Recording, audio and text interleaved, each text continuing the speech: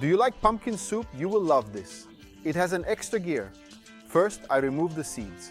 I clean the pumpkin, obtaining 1 kilogram of diced pulp.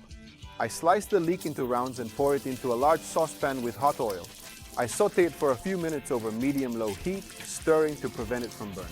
If necessary, we can add a ladle of hot broth. When the leek is well browned, I add the pumpkin and stir for a few minutes to let it flavor. Then I cover with hot broth and cook, stirring often. It will take about 25-30 minutes. When the pumpkin is very soft and almost mashed, I adjust the salt and pepper, then I season with nutmeg. At this point, I add almost all the cream and turn off the heat. Whisk with an immersion blender to combine.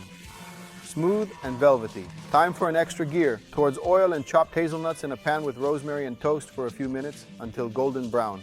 The pumpkin soup is ready to be served.